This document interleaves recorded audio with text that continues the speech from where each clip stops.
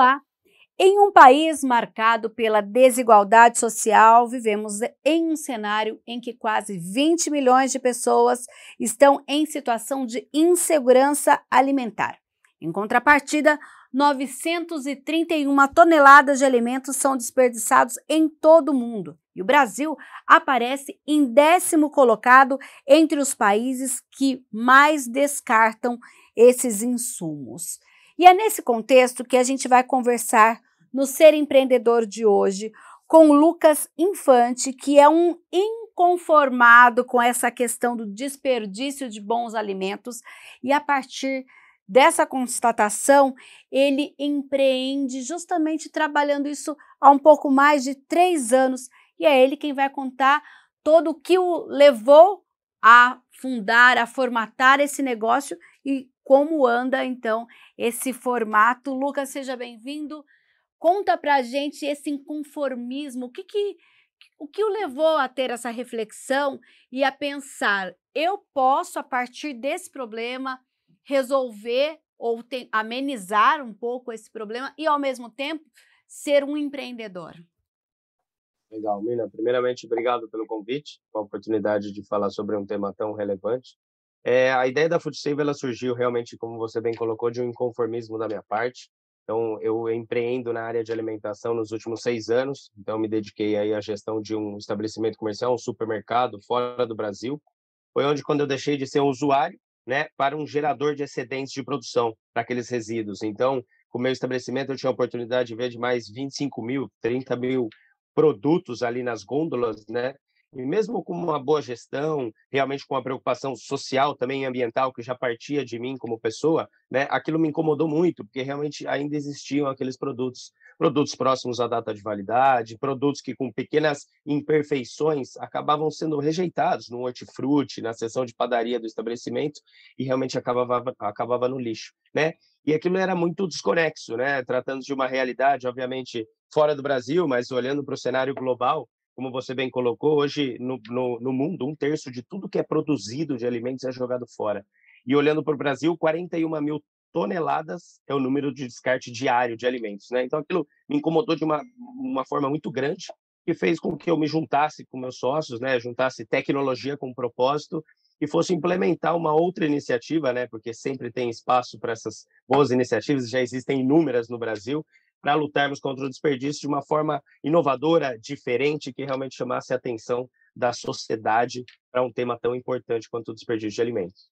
Até essa constatação, você formatar o negócio, como foi esse processo? Você até falou, ó, foi um encontro de propósito com tecnologia. Conta um pouquinho mais dessa formatação. Legal. Como eu estava dizendo, eu tive a oportunidade de ver isso fora do Brasil, né? Então, uma questão cultural muito diferente no nosso país, né? No meu país, né? No Brasil. E aquilo realmente eu falei, poxa, por que existe um movimento tão diferente, né? Como que a gente pode levar essa informação até as pessoas de uma forma diferente? Então, a tecnologia, porque obviamente nos últimos anos, né? O boom de startups, né? E realmente a necessidade da população com a utilização de smartphones, né? Atingindo classe C, principalmente, que é hoje um dos públicos-alvos também da Food Save, quando a gente dá acessibilidade a produtos bons com descontos super atrativos. Então, a ideia era realmente criar algo que estivesse na palma da mão, que as pessoas pudessem interagir com aquele movimento e realmente propagar, né, aquele movimento, aquele bom ato de salvar os alimentos, que é a nossa proposta de valor, para chamar a atenção. Então, nada mais coerente do que isso. Então, nós validamos, foi no final de 2020, nós nascemos no meio da pandemia, né? O que nós chamamos no meio das startups como MVP, nosso produto mínimo viável. Então, nós validamos através do Instagram. Então, realmente, nós vendíamos através do Instagram, tínhamos somente a rede social, sem aplicativo, sem website, para validar aquele negócio. E realmente fomos muito felizes com isso, porque a devolutiva da sociedade, das pessoas que participaram, foi muito positiva, o que nos fez seguir em frente, né? Lançamos um website em maio desse ano, de 2021, e 2 meses depois lançamos o aplicativo, e aí hoje seguimos tanto com o app, né, para iOS e para Android, e com o website atualmente. Até então, que tipo de contato você já tinha tido com o mundo das startups?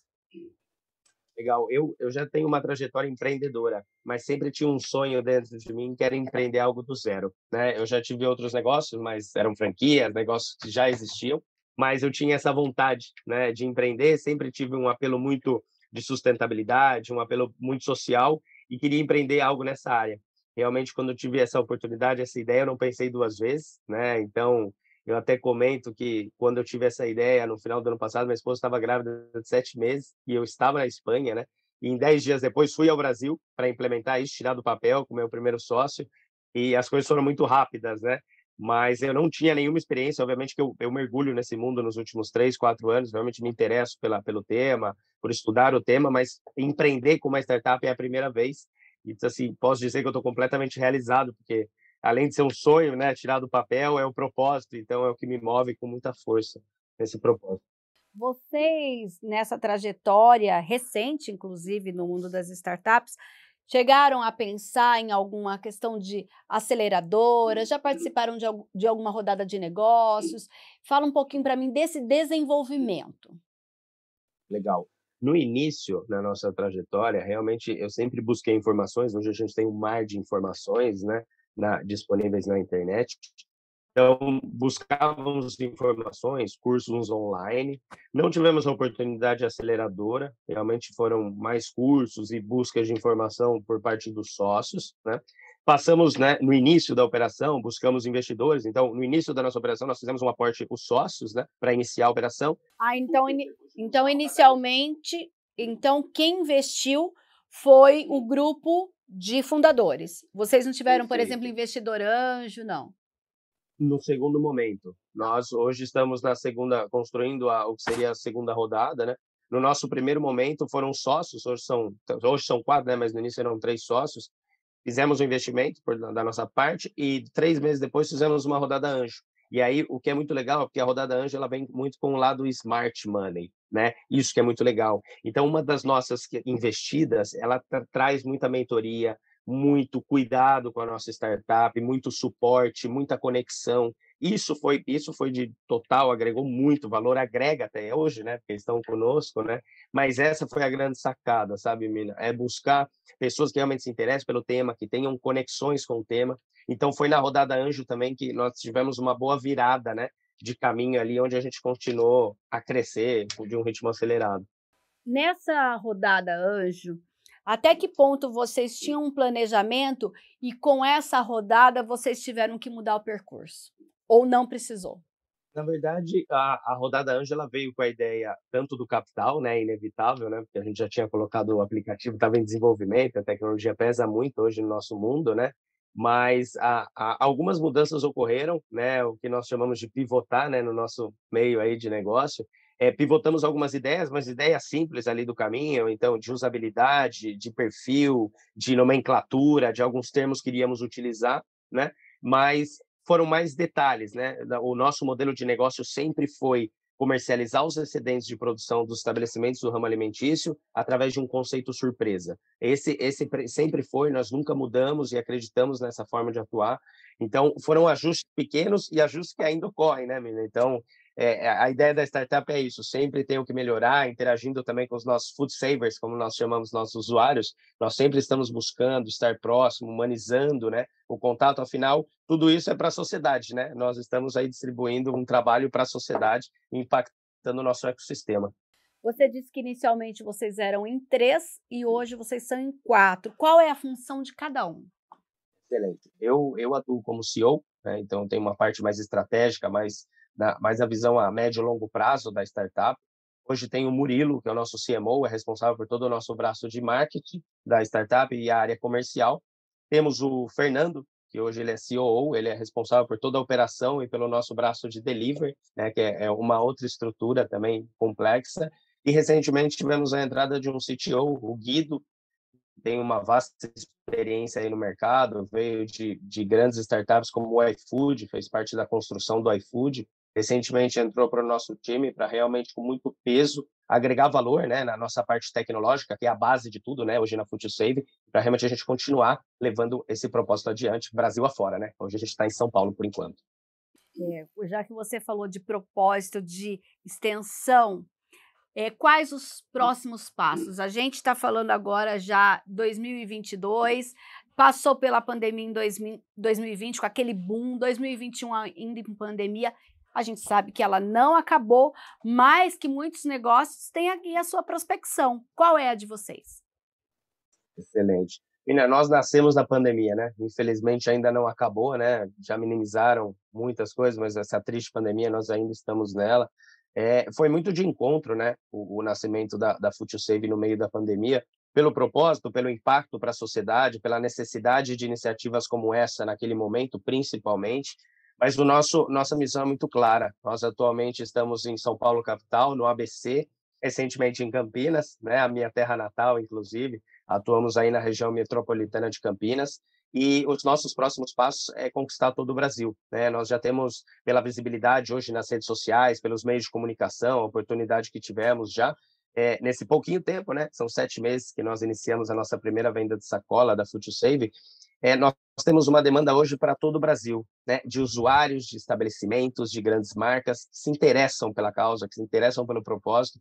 Então, nós temos uma missão de um crescimento justamente para isso, para o nosso maior faturamento, Mina, que é a quantidade de toneladas de alimentos que nós resgatamos. Esse é o nosso maior faturamento hoje na FoodSafe.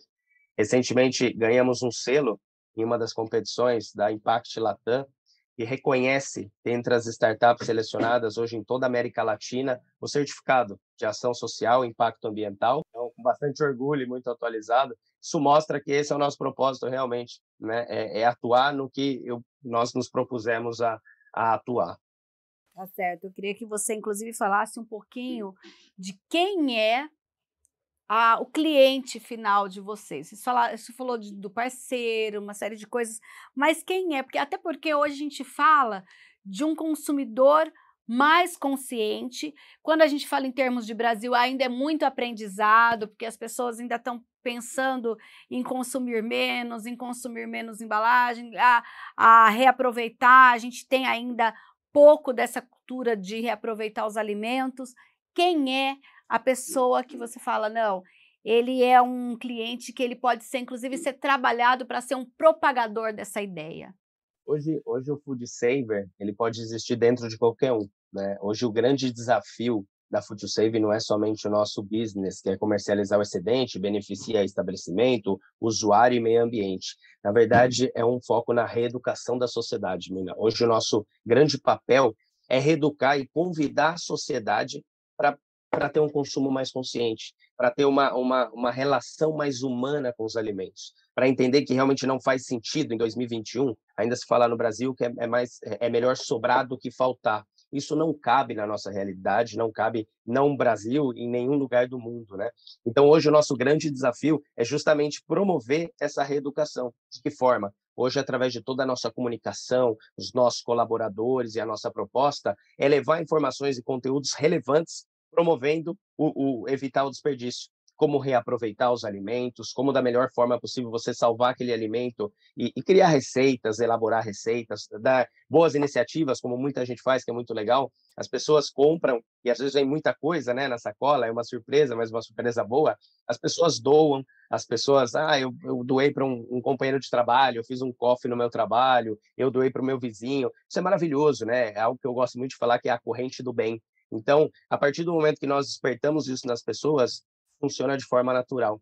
Então, hoje o nosso público ele existe em qualquer pessoa. Hoje o grande propósito é, obviamente, que né, Mina, quando eu dou acessibilidade às pessoas, acesso às pessoas, né, para alimentos que hoje em média uma sacola custa R$ 15,99, com produtos que valeriam de 50 a 60 reais. Eu estou permitindo que muitas pessoas vão até estabelecimentos, comprem em estabelecimentos que talvez por uma questão de poder aquisitivo não pudessem entrar. Isso é maravilhoso, porque aí eu trabalho na questão da desigualdade também social, né? Então, de alguma forma, nós atuamos nisso. Então, isso também é magnífico. É a oportunidade das pessoas terem acesso ao que os outros, muitos têm, ou outros talvez nunca tiveram. Isso é muito legal. E o impacto do meio ambiente, né? Então, hoje, as pessoas, obviamente que tem um público, as pessoas vão se nichando, né? Mas tem um pouco de tudo de food saver, né? E tem muitas pessoas muito apegadas, e na verdade, graças a Deus, existem pessoas assim preocupadas com a questão do nosso planeta, porque deixou de ser uma moda, né? O assunto ISG para virar uma obrigação. Hoje em dia, ou cuida-se do planeta, ou estaremos extintos em poucos anos. Então, tem um mix de tudo, Milena. Não existe um público específico e cabe a nós aí motivar e incentivar milhares de pessoas a entrarem no movimento. Muita coisa ainda para acontecer. A gente está falando com uma empresa que tem 7 meses aí, ela é um bebê. Por isso, eu já te convido a voltar ao Ser Empreendedor e contar um pouco mais dessa trajetória. Daqui um ano, quem sabe, falar aí dos feitos dessa empresa que tem esse propósito tão legal. Sem dúvidas, Mina, vai ser um prazer. Convido a todos também a acompanharem nossa trajetória e também entrar no movimento contra o desperdício. Certo? Então aparece aí as redes sociais da Food to Save e você pode acompanhar e também entrar. E a gente convida você a não sair da telinha, porque nós vamos para um breve intervalo e na volta tem mais Ser Empreendedor. Não saia daí.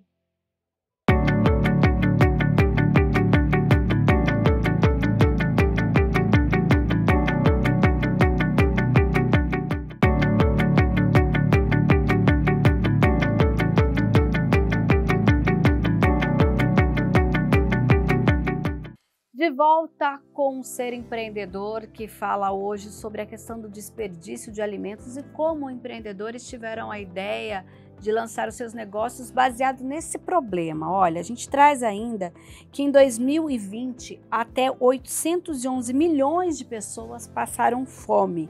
E é muito contraditório em relação aí às mais de 900 milhões aí de toneladas de alimentos que são equivalentes a 321 mil maracanãs, tudo isso de alimento jogado fora, enquanto tem tanta gente passando fome. A gente viu aí no ano de 2020, 2021, em função da pandemia, o aumento da vulnerabilidade social. Vimos pessoas, inclusive, na porta de estabelecimentos em busca de ossos para tentar aí garantir o seu dia a dia. E é nesse contexto também que o Luciano Almeida está aqui com a gente. Ele que teve a ideia, ele é do interior de São Paulo, teve a ideia falando justamente sobre essa questão. Ele é nutricionista, né? Já tinha aquela questão da alimentação na veia e partiu também para trabalhar com essa problemática. Luciano, fala para mim, quando você percebeu que esse problema do desperdício de alimentos era uma oportunidade de negócio? Seja bem-vindo. Olá, Mina, muito obrigado pelo convite. Eu percebia a questão do desperdício de alimentos depois de ter jogado muita comida fora. Como eu trabalhei muito em restaurante, era comum jogar comida, porque se passou de um período, tem que ser descartado. Se esse alimento está fora de temperatura, ele tem que ser descartado. E com isso, depois de 8 anos trabalhando, eu falei, não, tá errado, tem alguma coisa errada que precisa ser mudado. E foi aí que eu comecei a ir em busca de alternativas para combater o desperdício de alimentos. Primeiramente, iniciei bem local, onde eu trabalhava no restaurante, e depois fui conhecendo outras coisas fora do mundo, que daí fez todo sentido com o meu propósito.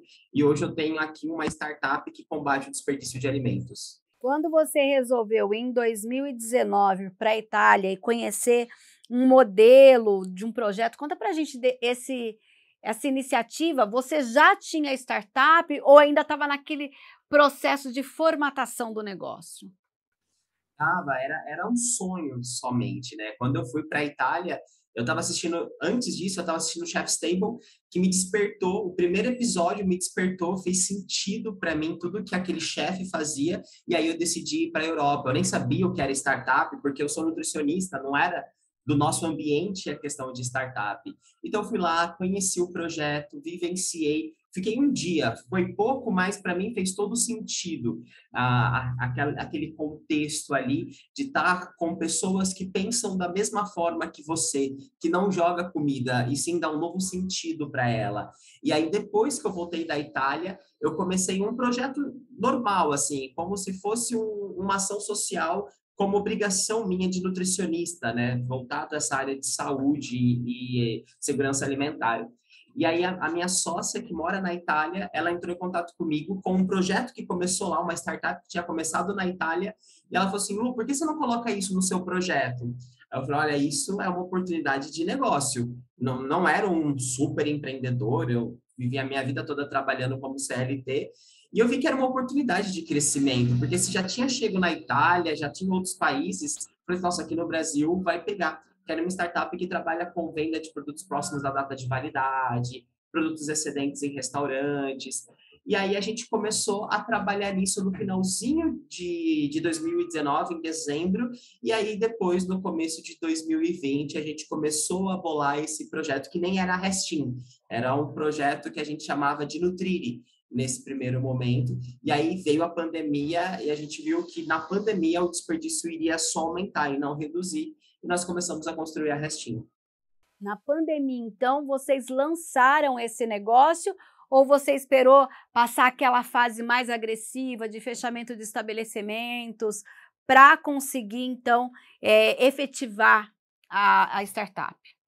A Restin, ela foi lançada em setembro do ano passado, porque estava tudo fechado, os restaurantes, estava um caos, né? Enquanto isso, a gente fazia a venda de legumes da agricultura familiar local, porque estava tendo muito desperdício no campo. Então, a gente começou a vender cestas de legumes, frutas e verduras. Então, isso assim, ela já tinha um quê da startup, mas ela ainda não existia. A gente fazia por gosto mesmo e por vontade de poder ajudar a combater esse desperdício. Você mesmo mencionou que até então nunca tinha empreendido, é um nutricionista. Quando foi e como foi que você pensou na questão da tecnologia? Você foi atrás de parceiros? Falam para mim dessa questão de formatar mesmo toda essa parte tecnológica também do negócio. Essa questão de tecnologia, eu era um zero à esquerda, conhecia poucas coisas, né, nesse segmento. E a minha sócia, ela é da área de tecnologia, mas ela é voltada à segurança de rede, não programação. Então, nós começamos a buscar pessoas que tinham tal conhecimento para poder nos ajudar. E a gente se conectou com amigos, com escolas, e fomos em busca disso, né? E conseguimos. Aí conseguimos uma pessoa que entrou conosco no negócio, nós nem sabíamos como que faria um contrato, era por amizade, ó, tu faz, beleza. Fizemos ali, começamos a trabalhar com essa questão de tecnologia, entendendo um pouco mais como que é o funcionamento. Ainda é um desafio nosso, só que agora maior, é um desafio grande que a gente tem na área de tecnologia, mas o mais legal é que a gente vai conhecendo outras pessoas para poder contribuir com. Quanto vocês investiram inicialmente? Inicialmente, a gente não investiu nada. A gente investiu um total de R$ 0. Foi mais com as amizades das pessoas. A gente, vem fazer parte, que as pessoas acreditam no propósito. Por quê? O nosso propósito é combater o desperdício de alimentos. E a pessoa, ela acaba se vinculando com esse propósito. Só que daí, depois que a gente começou a entender mais o universo das startups, a gente começou a colocar também um pouco mais de grana ali para fazer o negócio acontecer, porque tem gastos, não tem como, né? E começamos a entrar em rodadas de investimentos, que era uma coisa totalmente nova para mim, só que no ambiente de startup é muito comum, que é você fazer pitch de apresentação da sua empresa, falar qual é o problema, qual que é a sua solução, tamanho do mercado, como que você ganha dinheiro, porque é principal, como você ganha dinheiro, como que é a sua projeção de crescimento, a gente teve que aprender tudo isso esse ano. Isso que eu ia falar, você foi fazer curso, como que você, como eu apresento, como eu faço uma rodada, em quanto tempo eu tenho que apresentar um pitch, como foi isso para você, então? Olha, foi assim no susto, eu vou ser sincero, foi no susto total. Eu não conhecia nada realmente desse mercado. Só que eu conheci uma startup através de ouvindo podcast que trabalhava com a venda de alimentos de dona de casa, chamada Eats for You, essa startup. Depois de 2 meses com a Restin, eu falei assim, quer saber? Eu sou muito cara de pau. Eu mandei mensagem diretamente no Instagram do CEO dessa startup. Eu falei assim, se ele me responder bem, se ele não me responder, tentei. E aí mandei mensagem para ele me respondeu. Eu falei assim, olha, eu tenho uma empresa de combate ao desperdício, acho que faz todo sentido com a sua startup e aí, a sua empresa que trabalha com venda de alimentos, eu queria bater um papo com você, apresentar. Ele falou assim, eu te dou 30 minutos. Marcou o dia, falei assim, porra, vou apresentar pro cara, nem sabia como que fazer. Como eu monto isso? Eu não sabia, literalmente. Eu fiz no PowerPoint lá. Eu gosto de um pouquinho mais deixar as coisas bonitas. Fiz um PowerPoint, chamei as minhas 2 sócias, uma é minha irmã e outra é a minha amiga que mora em Roma, e a gente apresentou para ele o projeto. Aí depois ele falou assim, tá, mas o que você quer de mim? Eu não tinha nem planejado o que eu queria dele. Eu só queria apresentar. Aí eu pensei em 3 coisas na hora. Eu falei assim, eu quero que você seja o meu mentor. Eu quero que você me ajude a conectar a minha empresa com a sua, e a outra eu já não me recordo. A primeira ele topou, ele falou assim, eu topo ser seu mentor. Eu falei assim, sério que você topa? Ele falou assim, topo.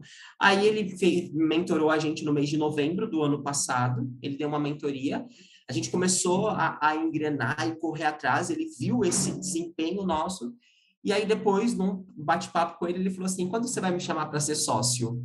Eu falei assim, como assim você quer ser sócio meu? Você nem imaginava essa etapa, né? Não, nem pensava nisso, nem pensava, eu nem sabia como. E aí, um dos investidores desse meu investidor, ele é um dos maiores investidores do Brasil, que é o João Kepler, que ele faz muito investimento em startup, e ele estava começando um curso sobre Smart Money, voltado para empreendedores para terem startups. E eu fiz esse curso, deu 5 minutos assim, falei assim, vou fazer. E ele mudou totalmente a minha forma de pensar. E aí eu aprendi o que é o universo de startup, eu aprendi o que é investimento, o que é investidor, o que é pitch, o que é escalabilidade, o que é tudo. Tudo que eu precisava saber, eu aprendi com o João Kepler. E aí eu engatei em quinta e fui, né, junto com a minha equipe. Em março a gente entrou em rodada de investimento. Aí a gente conseguiu trazer investidores para dentro, a gente entrou no fundo de investimento da FEA Angels, que é da USP, então aquilo já começou a dar ânimo, a gente começou a trazer uma Shark Tank para dentro da startup, que é a Carol Pfeiffer, então ela é minha sócia, isso tudo através de pitch, network que a gente vai fazendo, ajuda do Nelson, nosso advisor, que aí ele entrou no nosso negócio, ele faz parte da Restin, e assim, a gente passou o ano de 2020 estruturando a startup e correndo atrás de investimento, porque a gente precisa de dinheiro para fazer o negócio acontecer. Porque a startup não dá dinheiro no início, ela demora anos para começar a dar retorno financeiro, então ela queima muito dinheiro, e a gente precisa repor isso através de investidores. E aí a gente começou a ir atrás de investidores. A gente depois, em setembro, fechamos mais um fundo de investimento, mais investidores entraram, e isso foi ganhando corpo, porque começamos a trazer gente muito boa do mercado, gente que realmente entende do negócio. E como nós não temos tanto conhecimento, a gente começou a absorver dessas pessoas. E o que eu vejo hoje a Restin, em um ano, né, comparado dezembro do ano passado com dezembro desse ano, nossa, a gente é uma outra empresa, né? A mentalidade das pessoas é outra, né? A gente está construindo projeções muito mais trabalhadas, a gente está fazendo conexões com grandes players do mercado, trazendo grandes investidores para olhar para a gente, estruturando melhor o nosso valuation.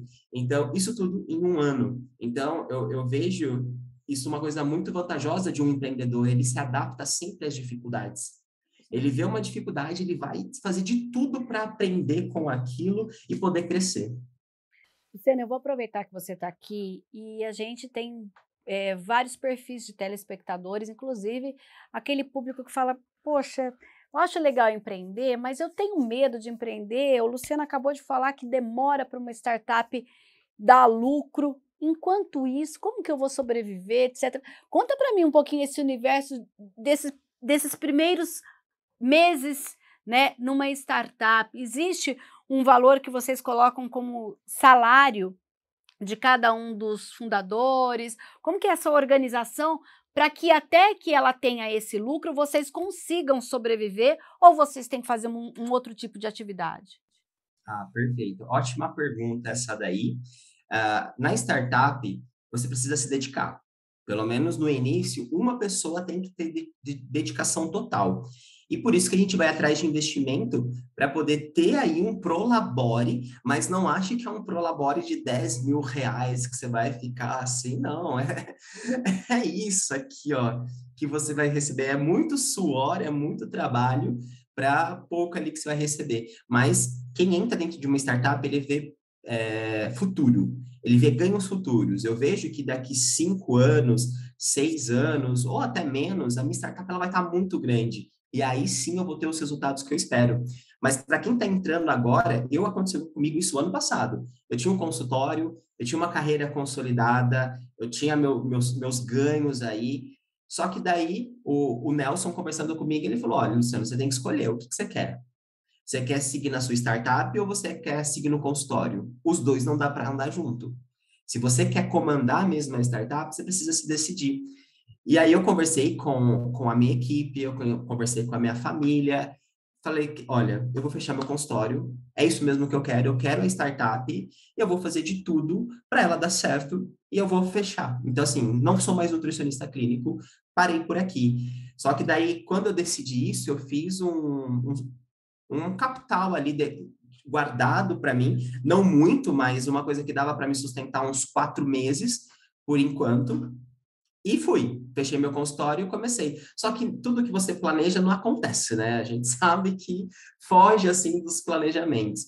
Porque a gente estava aguardando entrar um investimento de um investidor, o investidor desistiu. Eu falei assim, ele desistiu e eu já fechei meu consultório, eu estava contando com uma parte desse dinheiro. E aí você vai assim, é Deus, acho que a gente entrega muito para o universo nesse primeiro momento. Não dá para fazer coisas paralelas, quem toma 100% conta, porque é um emprego, você tem que fazer o negócio acontecer. Então você tem que também lidar com essa questão do desafio que possa aparecer no meio desse caminho até chegar. Você está falando, olha, eu tinha 99% de certeza que eu ia ter um investimento que não aconteceu e aquela grana que eu guardei, de repente eu precisei usar para outra coisa. É isso que acontece, é isso que aconteceu. A grana que eu tinha guardado para me sustentar, eu tive que utilizar porque o investimento não ia entrar. Né? Então, isso fugiu do meu controle. Só que, ao mesmo tempo, me deu muito gás para ir atrás de investidor. A minha startup, eu tinha 4 meses de startup, eu já estava fazendo pitch para captar investimento. É muito pouco tempo para uma startup. Você já conseguiu captar quanto de investimento? A gente já conseguiu captar 270 mil. Né? Então, isso se enquadra em investimento anjo, porque nós somos uma startup denominada Early Stage, que é como se fosse um vale da morte. É ali que vai falar se a sua startup vai para frente ou morre. Então, a gente está nesse período aqui, estruturando o modelo de negócio, validando muitas ideias, muitas hipóteses. A partir desse momento que validou, ela já começa a ganhar uma estrutura e ir para um outro passo que a gente chama de pré-seed ou seed, que daí é já uma startup um pouco maior. E ela vai atrás de um valuation de 7 milhões, 8 milhões, vai uma captação um pouco maior. E ela já está quase em busca de encontrar um negócio que a gente chama de PMF, que é Product Marketing Fit, que é o quê? Ela encontrou o público e encontrou realmente o que o público quer. E ela começa a ter venda a partir disso e começa a girar a roda. Então, nós estamos nesse estágio de early stage com investimento anjo. Então, a gente tem esse investimento hoje que vai ter uma operação aí um pouco mais segura, nunca é segura, né? Mas um pouco mais segura durante um período. E foi disso que a gente conseguiu aí tirar um prolabore para mim, contratar pessoas para fazer o negócio acontecer, contratar marketing, contratar tecnologia, contratar a parte comercial, para quê? Para fazer a validação de tudo que a gente planejou aí ao longo do período, ao longo de um ano. Você falou aí, Luciano, do nutricionista, né? E que você teve que se redescobrir. A gente está chegando ao final do programa, como é se redescobrir dessa forma? Olha, eu sou empreendedora, eu estava lá tranquila no meu consultório e de repente percebi que eu tenho inúmeras outras oportunidades. Olha, é incrível. Porque nós, dentro da nutrição, ficamos muito fechados para coisas só clínicas, né? Então, a gente sempre se capacita para identificar novas patologias, novas formas de entreter o paciente, nutrição genética, nutrição isso, nutrição aquilo. A gente fica fechado no nosso mundo. E a hora que você expande, você fala, meu Deus, olha o que eu posso fazer como nutricionista. Eu trabalho, se você for olhar, você fala, não tem muito a ver com nutrição, não tem nada a ver com nutricionista, mas ao mesmo tempo tem tudo a ver. Eu trabalho com alimento, só que voltado ao desperdício dele no modelo de negócio, no formato de startup. Então, abriu a mente para outros nutricionistas verem que é possível. Esse ano eu palestrei para muitas faculdades, levando isso. Pessoal, olha como você, nutricionista, pode chegar, aonde você pode chegar. Eu não imaginaria que lá em 2020, eu, no meu consultório, eu teria como sócio uma Shark Tank. Não imaginaria. Em um ano eu consegui. Até porque a faculdade também, a faculdade não prepara, a grande parte delas, o aluno para empreender, né? Nem um pouco, principalmente as faculdades de saúde. Não prepara nada. Prepara para você estar dentro de um hospital, dentro de um consultório, ou igual na nutrição também, dentro de uma cozinha, dentro de uma escola. Mas não fala se você quer abrir o seu próprio negócio. Como que você vai fazer? E aí você tem que fazer muitas coisas fora, auxiliares para colocar. Mas aí o diferencial é o quê?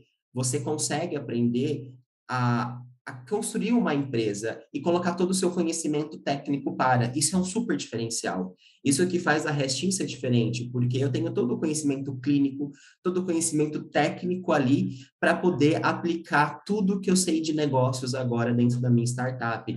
Então, isso se torna um diferencial. E eu vejo que há muitas profissões que dá para fazer da mesma forma. Não importa se você se formou em pedagogia, se você se formou em educação física, o empreendedorismo ele é para todos, sabe? Não importa a classe que você é, o importante é que ele dá essas oportunidades e vai muito também de quem está ali no comando, né? Porque você tem que se jogar. E pelo jeito, pelo seu entusiasmo, tem valido muito a pena. Olha, tem. É desafiador? Muito. É muito desafiador. Eu falo que já estou precisando de férias, porque esse ano foi bem puxado.